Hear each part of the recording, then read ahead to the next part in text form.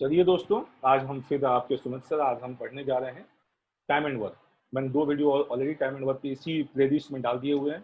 इस वीडियो को देखने के पहले वो वीडियो जरूर देखिए ताकि आपको कंसेप्ट क्लियर हो। और हम एकदम शुरू से शुरू कर रहे हैं, ठीक है? तो आइए शुरू करते हैं। टाइम एंड वर्क जो है उसका थर्ड पार्ट, तो सवाल से सॉल्व करते हैं। इसके पहले पार्ट 1 और पार्ट 2 में मैंने basic concept time and work के समझा दिए हैं। तो इस वीडियो को देखने के पहले पार्ट 1 और पार्ट 2 जरूर देखिएगा, उसके बाद आपको ये समझ आएगा। चलिए, to do a certain work, B takes 3 times as A and C together. C takes as long as A and B together. ठीक, तो इसमें क्या दिया हुआ है कि A और C अगर एक काम को करते हैं तो उसको जो है A और C अगर एक काम को करते हैं तो वो कैपेसिटी जो है A और C की A और C की जो कैपेसिटी है वो B से 3 गुना है। सवाल में ये दिया हुआ है। ठीक, ये सवाल से हमें आता है कि ए और सी की जो कैपेसिटी है वो बी से 3 गुना है और सी की जो कैपेसिटी है वो ए से आधी है। ये सवाल में हमें दिया हुआ है। अब एक रेशियो एंड प्रोपोर्शन का बड़ा अच्छा एक कॉन्सेप्ट होता है कि अगर आप यहाँ देखें ध्यान से, ठीक है, तो 3 और 1 को जोड़ा 4 आया, एक और 2 को जोड़ा 3 आया। तो ये दोनों बराबर नहीं है, जबकि यहाँ ए यहाँ दोनों को अगर जोड़ दिया जाए तो ए और बी प्लस सी आ जाएगा। बी को ऊपर भेजो। यहाँ भी अगर तीनों को ऊपर न्यूमरेटर और डिनोमिनेटर को जोड़ा जाए तो बराबर है ए प्लस बी प्लस सी। ठीक, यहाँ भी ए प्लस बी प्लस सी आएगा। लेकिन अगर इसको हम जोड़ रहे हैं तो 3 + 4 आ रहा है, यहाँ 2 + 1 3 आ रहा है, बराबर नहीं। तो इसको हम क्रॉस मल्टीप्लिकेशन से बराबरी करते हैं। तो ये इसका 3 है तो इसको 4 से मल्टीप्लाई किया, इसका 4 है तो इसको 3 से मल्टीप्लाई किया। तो 3 × 3 9, 1 × 3 3, 1 × 4 4, 2 × 4 8। तो अब 8 4 12, ये 9 3 12, दोनों बराबर हो गया। अब हमें क्या करना है, तो सी का ये हमने किस किस का रेशियो निकाला है दोस्तों, ये कैपेसिटी का रेशियो, ये हमेशा याद रखना। तो सी की कैपेसिटी माननी हमने 4 यूनिट, क्यों? क्योंकि सी के सामने 4 आ गया।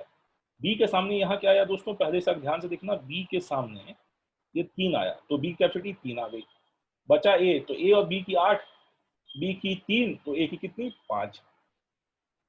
तो ए बी सी तीनों की हमारे पास क्या आ गई दोस्तों, कैपेसिटी आ गई। तो अब वर्क कैसे निकालें, तो बोला है कि ए बी और सी तीनों एक साथ काम करें तो 10 दिन में काम कर सकते हैं। तो वर्क का फॉर्मूला क्या होता है दोस्तों, कैपेसिटी मतलब क्षमता गुना समय। क्षमता कितनी है, तो ए बी और सी की क्षमता यहाँ से जोड़ दो, 5 3 8 4 12, 12 आ गई। गुना टाइम 10 दिन, 10 × 12 120। ये आ गई ए बी और सी की कंबाइंड क्षमता, कैपेसिटी।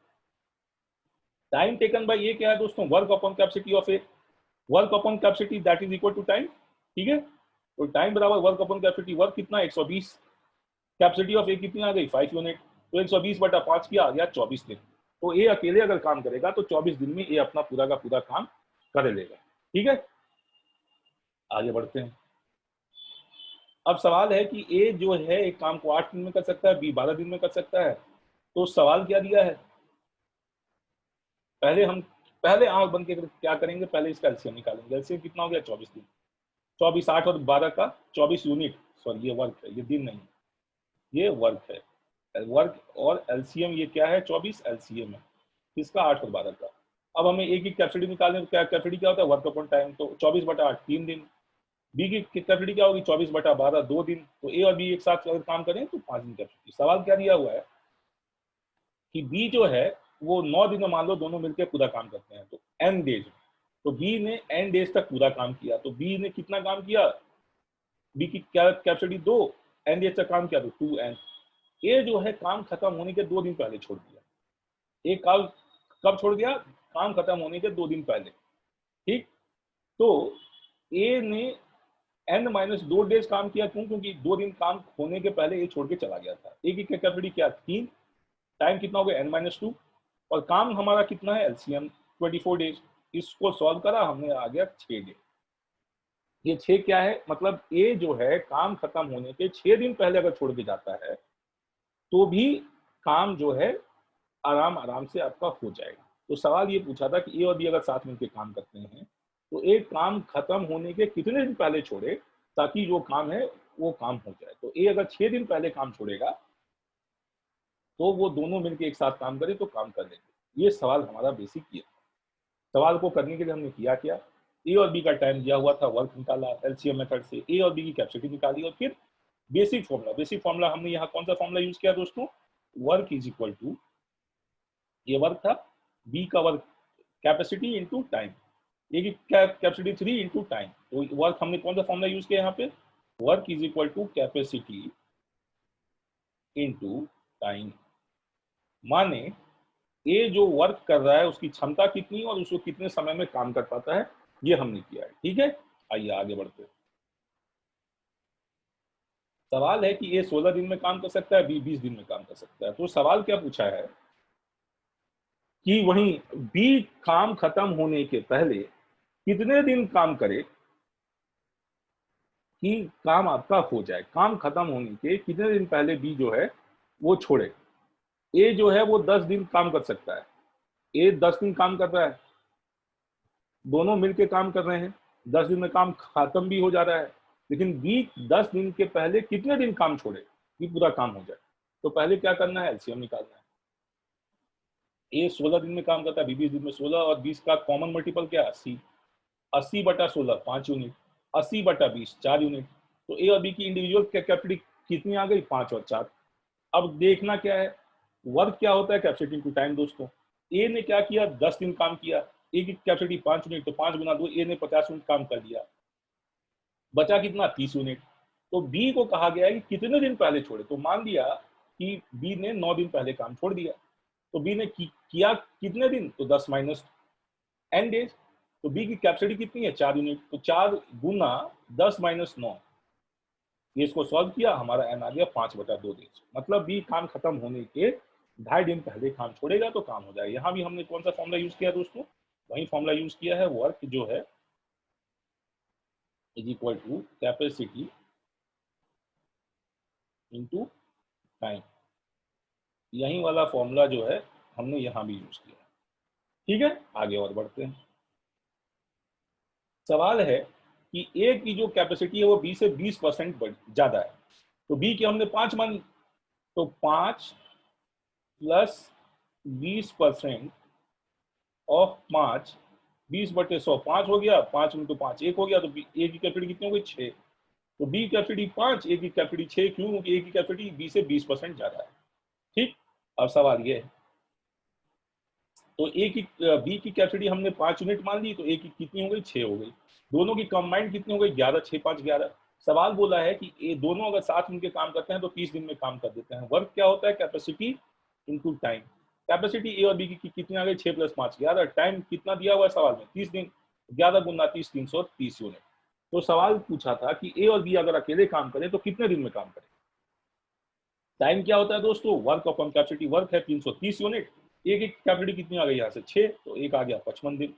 बी का वर्क कितना है 300, वर्क तो दोनों केस में सेम रहेगा 330 यूनिट, और बी की कैपेसिटी कितनी आ गई दोस्तों 5 यूनिट, 303/5 66 यूनिट। बस इसको आपको समझना था। सवाल दिया था कि ए की जो कैपेसिटी है, की जो क्षमता है वो बी से 20% ज्यादा है। ठीक, अब 20% क्या होता है दोस्तों, 1/5 हम सब जानते हैं, 1/5, तो 20/100 की 1/5 आ गया, 5/5 कट गया, 1 आ गया, तो 5 + 1 कितना होता है दोस्तों 6। तो ए और बी की कंबाइंड कैपेसिटी हो गई 11, 11 इंटू 30 किया, और यहाँ से आपका सारा सवाल बड़े आराम से सॉल्व हो गया। ठीक, आगे बढ़ते हैं। सवाल दिया है कि capacity of A is twice more than B. Twice more का क्या मतलब होता है कि दो, जो ए की कैपेसिटी है वो 2 से 2 ज्यादा है 3 से। तो अगर 3 की हम 1 मानते हैं तो ए की एक में क्या होगा, 2 जोड़ दिया तो 3 आ गया। ठीक, तो और कैपेसिटी और टाइम का जो रेशियो होता है वो इनवर्सली प्रोपोर्शनल होता है। क्यों होता है, क्योंकि जो कैपेसिटी होती है वो क्या होती है, वर्क अपॉन टी। तो सी और टी का जो रिलेशनशिप है, कैपेसिटी और टाइम का जो रिलेशनशिप है वो इनवर्सली प्रोपोर्शनल का है। मतलब एक घटेगा दूसरा बढ़ेगा, एक एक बढ़ेगा दूसरा घटेगा, एक घटेगा तो दूसरा बढ़ेगा, ये हमेशा याद रखना। वो ये कैपेसिटी का रेशियो कहां से आया, 3/1, क्योंकि ए जो है 2 ज्यादा है बी से, एक एक है तो 1 + 2 3 हो गया। ठीक, टाइम रेशियो क्या होगा, इसका सीधा उल्टा 1/3। ठीक, ए और बी का टाइम रेशियो कितना है, 1/3। अब सवाल ये बोला है,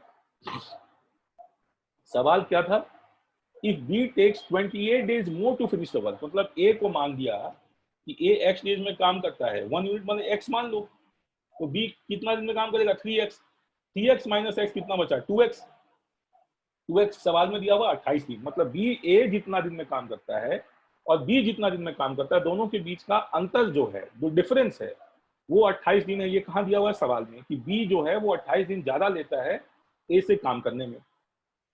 तो 3x माइनस 2x कितना हो गया, 28, तो x की वैल्यू आ गई 14 दिन। वैल्यू 14 दिन, तो 14x में डाल दो, एक का टाइम कितना हो गया, 14 दिन, 14x यहाँ डालो तो b का कितना हो गया, 42 दिन। अब अगर दोनों साथ काम करेंगे तो कितने दिन में होगा, तो ये इसका एक बेसिक फॉर्मूला भी है। सॉरी, वो बेसिक फॉर्मूला क्या है, वो बेसिक फॉर्मूला ये कहता है कि ए जो है वो मान लो ए दिन में काम खत्म करता है, बी जो है वो बी दिन में काम खत्म करता है।